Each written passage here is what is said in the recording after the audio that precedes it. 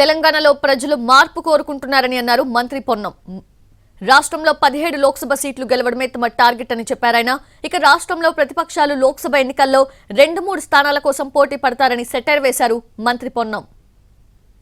మా కార్యక్రమం ముందు తీసుకో ఎందుకంటే తెలంగాణ ప్రజలు మొన్ననే మార్పు కోరుకున్నారు. దానికి అనుగుణంగా ఈరోజు ఫెడరల్ సిస్టంలో కేంద్రము రాష్ట్రం కలిసి ఉన్నట్టయితే ఇంకా ఎక్కువ నిధులు తెచ్చే అవకాశం ఉంటుంది. కాబట్టి తెలంగాణ ప్రజలు గత ప్రభుత్వం ఖజానాను ఖాళీగా చేసినటువంటి టీఆర్ఎస్ ప్రభుత్వ వైఖరి దృష్ట్యా కేంద్రం మద్దతు అవసరం ఉంటుంది. కాబట్టి తప్పకుండా 17 పార్లమెంటు స్థానాలు గెలిపించినట్లయితే మేము ఇచ్చిన 6 గ్యారంటీలతో పాటుగా అన్ని రకాల ప్రజా సంక్షేమ కార్యక్రమాలు ఇంకా అదనంగా తీసుకొని గొప్ప పరిపాలన చేసేటువంటి అవకాశం ఉంటుంది. కాబట్టి కాంగ్రెస్ పార్టీని ఆశీర్వదించాను ఈ సందర్భంగా కోరుతా ఉంటాం.